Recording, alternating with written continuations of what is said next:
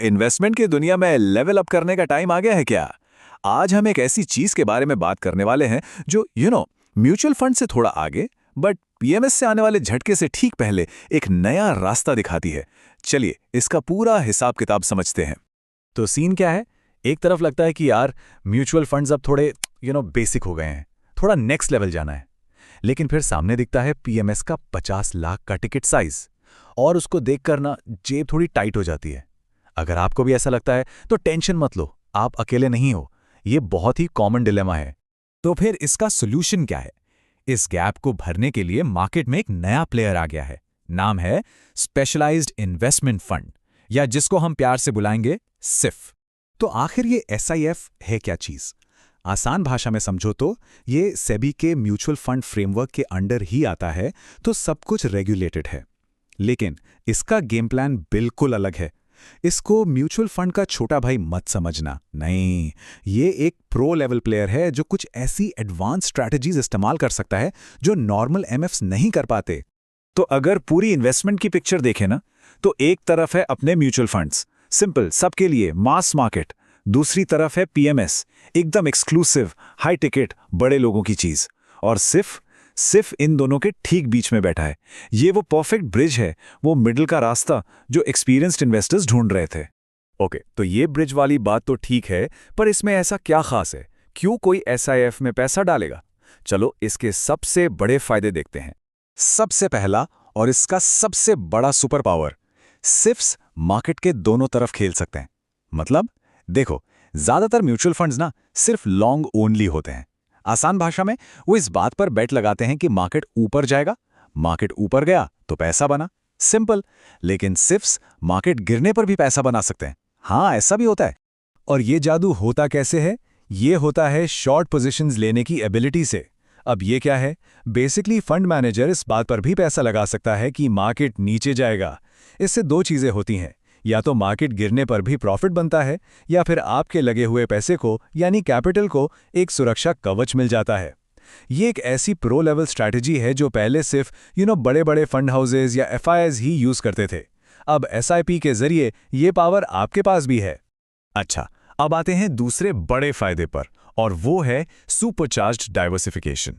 और जब मैं डाइवर्सिफिकेशन बोल रहा हूं तो मेरा मतलब सिर्फ स्टॉक्स और बॉन्ड्स नहीं है। नहीं, ये कहानी उससे बहुत आगे जाती है।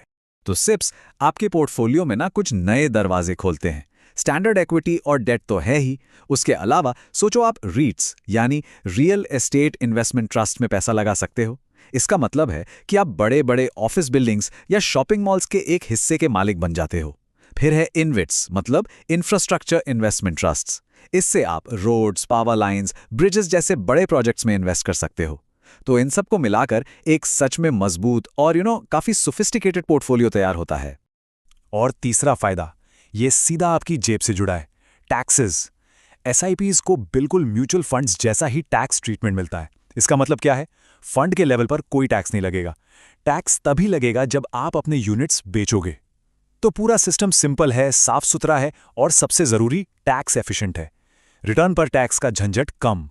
ये जो कोट है ना, ये सिर्फ का पूरा मिशन एक लाइन में बता देता है। बेसिकली वो इंस्टीट्यूशनल ग्रेड पोर्टफोलियो मैनेजमेंट जिसका एक्सेस पहले सिर्फ बहुत बड़े अल्ट्रा रिच लोगों के पास था, वो अब एक सीरियस एक्सपीरियंस इन्वेस्टर की पहुंच में आ गया है। गेम चेंजर है ना? ओके, तो इतने सारे फायदे सुनकर लग रहा होगा कि भाई ठीक है, मुझे भी इन्वेस्ट करना है। तो अब सवाल ये है कि इस खेल में एंट्री कैसे मारें? क्या है इसके रूल्स? और ये है एंट्री टिकट, 10 लाख रुपए। अब ये 10 लाख का फिगर शायद कुछ लोगों को ज्यादा लगे, लेकिन इसके पीछे एक रीजन है। ये रकम एक तरह से फिल्टर का काम करती है। ये इंश्योर करती है कि इस फंड में सिर्फ वही सीरियस इन्वेस्टर्स आएं जो इसकी थोड़ी कॉम्प्लेक्स स्ट्रैटेजीज और उससे जुड़े रिस्क को ठीक से समझते हैं। लेकिन रुको, इस 10 लाख के रोल में भी एक ट्विस्ट है, एक फ्लेक्सिबिलिटी है। ये एक पैन लेवल मिनिमम है। इसका मतलब जरूरी नहीं कि आपको एक ही सिप स्कीम में पूरे 10 लाख डालने हैं।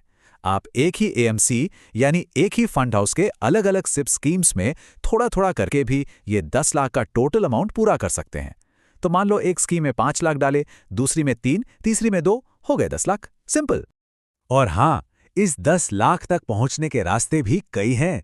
आप चाहो तो एक साथ लंप सम इन्वेस्ट कर दो, या फिर आप SIP, STP या SWP जैसे सिस्टमैटिक ऑप्शंस का भी इस्तेमाल कर सकते हो। तो बेसिकली फ्लेक्सिबिलिटी पूरी दी गई है। तो चलिए अब पूरी बात को समेटते हैं, फाइनल हिसाब किताब करते हैं कि सिर्फ MF और PMS के बीच में आखिर कहां फिट होता है। इस टेबल को देखो, पूरी पिक्चर एकदम क्लियर हो जाएगी। स्ट्रैटेजी के मामले में MF सिंपल लॉन्ग ओनली है, जबकि SIF में एडवांस हेजिंग और शॉर्टिंग है। मिनिमम इन्वेस्टमेंट MF में 500 रुपए से शुरू, SIF में 10 लाख और PMS में 50 लाख प्लस। और ये किसके लिए बेस्ट है? म्यूचुअल फंड्स बिगिनर्स के लिए, PMS हाई नेटवर्थ इंडिविजुअल्स के लिए और SIF बना है उन एक्सपीरियंस्ड इन्वेस्टर्स के लिए जो अब अगले लेवल पर जाना चाहते हैं। तो पूरी डिस्कशन का बॉटम लाइन क्या है? बॉटम लाइन ये है कि सिफ्स उन सभी एक्सपीरियंस्ड इन्वेस्टर्स के लिए वो ब्रिज है जिसका वो शायद इंतजार कर रहे थे, जिन्हें अपनी इन्वेस्टमेंट जर्नी को अब लेवल अप करना है। ये एक नेचुरल अपग्रेड है। म्यूचुअल फंड से आगे, PMS से पहले, वही परफेक्ट मिडिल का रास्ता। तो जाते जाते एक सवाल छोड़ जाता हूं। जिस तरह कहते हैं कि किसी भी सोसाइटी को मिडिल क्लास बैलेंस करती है, क्या SIFI इन्वेस्टमेंट की दुनिया का वही नया मिडिल क्लास बन सकता है? एक ऐसा मजबूत ऑप्शन जो मास मार्केट और अल्ट्रा एक्सक्लूसिव के बीच में बैलेंस लाए? सोचिएगा जरूर।